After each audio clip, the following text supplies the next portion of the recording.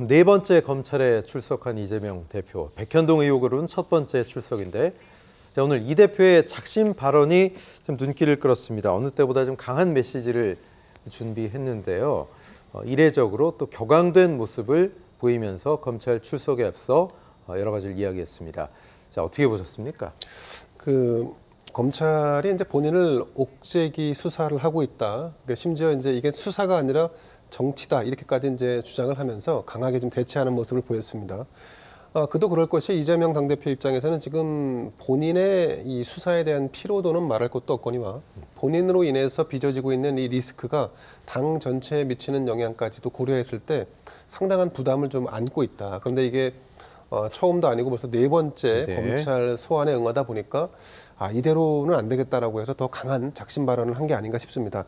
사실 제가 이제 이 사건이 상당히 좀 오래됐죠. 검찰도 총력을 기울이고 있고 방어하는 이재명 당대표 입장에서도 정말 큰 방패를 맞고 있는 상황인데 솜솜히 뜯어보면 백현동 같은 경우 특혜가 있었다라고 주장을 합니다만 이재명 대표는 특혜가 없었다라고 지금 맞대응을 하고 있지 않습니까?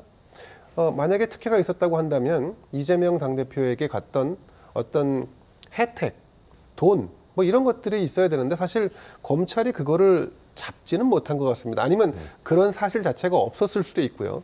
자, 그리고 이 성남시에 손해를 입혔다는 게 지금 이번 백현동 의혹 사건의 핵심 중에 하나인데 사실 부동산 개발이라는 것이 그 당시 시점에서 볼 때 성남시가 직접 뛰어들어서 이 사업을 했으면 과연 돈이 남았을까? 이건 사후적으로 계산을 하면 답은 명확하지만 당시의 판단으로는 이런 것들이 굉장히 부정확할 수 있습니다. 그렇기 때문에 이재명 측에서는 지금 지난 정부, 박근혜 정부 때 요구도 있었고 또 담당 직원의 그 당시 상황 판단도 있었다라고 이렇게 해명을 하고 있는 것으로 미뤄볼 때 지금 이 사건도 법정에서 어떤 법정 다툼, 논리 다툼이 상당히 치열하게 전개될 수밖에 없다. 그럼에도 불구하고 이재명 대표 입장에서는 지금 이 검찰의 수사에 계속 응하면서 본인과 본인 주변 그리고 당 전체적으로 야권 진영 전체가 다 움츠러드는 상황을 맞고 있는 이 점에 대해서 강하게 좀 이 자신의 감정을 좀 분출한 것 같습니다. 뭐 어쨌든 그럼에도 불구하고 검찰은 계속해서 압박하는 분위기를 이어갈 것이고 그 분위기를 이어가면서 궁극적으로 노리는 어떤 정치적인 목적 또한 검찰은 뭐 의중에 있든 없든 그런 방향으로 가게 될 것을 기대하고 있는 것 같습니다. 그래서 저는 앞으로도 이재명 당대표에 대한 검찰의 추가 소환이 있을 것으로 이렇게 지금 언론 보도가 나오고 있습니다만 이 뭐 몇 건의 사건을 수사하든 전곡을 찌를 수 있는 그런 아킬레스건을 검찰이 잡고 있는 것이 아닌 것 같다는 느낌이 사건이 진행되면 될수록 그런 느낌이 강하게 받습니다. 그래서 이재명 당대표 측도 구속을 불사하고라도 아마 자신의 결백을 계속해서 주장하지 않을까 이렇게 예측을 해봅니다. 네. 지난 15일이었죠. 이재명 대표가 요약된 검찰 진술서를 내고 혐의를 조목조목 반박을 한 바가 있습니다. 그런데 이 서면 진술서 사전 공개가 이번이 처음이 아니죠. 그렇다면 뭐 묵비권 행사까지는 아니지만 여러 가지 질문들 뭐 300쪽이라고 하는데 나올 때마다 이미 냈던 요약서로 가늠하겠다. 뭐 이런 분위기이지 않을까 관측하고 있는데 박 교수님 어떻게 보세요? 사실 이재명 대표가 격양될 수밖에 없는 상황이에요. 제1야당 대표에 대한 검찰 소환 수사 이게 유례가 없는 일입니다. 그런데 한두 번이 아니죠. 벌써 네 번째 검찰 소환 조사예요. 지금 벌써 네 번째 검찰 포토라인에 쓰게 됐는데 벌써 몇 달 전입니다. 검찰이 이미 국회에 체포동의안을 낸 적이 있어요.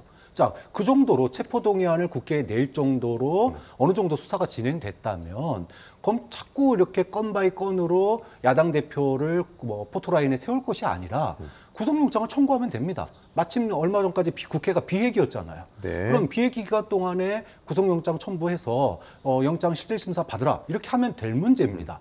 그런데 이거를 갖다가 굳이 늦추면서 건 바이 건으로 계속 포토라인에 세우는 거는 뭔가 의도가 있는 거 아니냐. 이재명 대표로서는 격양되고 또 여기에 말려들지 않겠다라고 하는 그런 전략이 바로 일종의 묵비권, 즉 의견서를 갖다가 진술서를 써가지고 나는 당시에 이게 지금 백현동도 그렇고 대장동도 그렇고 성남FC도 그렇고 이 모든 걸 관통하는 게 배임이거든요. 근데 배임이 죄가 되려면 대가성이 있어야 됩니다.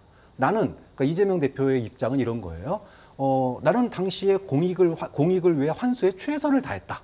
실제로도 환수 많이 했다. 1,000억 원대. 그렇죠. 네. 많이 환수를 했고 지금 그럼에도 불구하고 이렇게 배임죄로 건 것은 검찰의 정치 공작이다. 만약에 내가 대가성 받은 거 있으면 검찰이 입증해라, 증거 내놔라 이런 스탠스거든요. 그러니까 과거에 대선 당시 천하동인 시절부터 시작해서 지금까지 이재명 대표가 배임이라고 하는 가장 핵심적인 죄명에 대해서 어떤 소위 법리적 대응 논리로서 네. 이렇게 일관성 있게 유지를 해오고 있는 게 지금의 소위 일종의 이제 그 진술서로 가름하는 그리고 검찰의 여러 가지 그런 소위 수사 기법에 말려들지 않겠다라고 하는 입장을 분명히 표시한 걸로 해석할 수 있겠죠.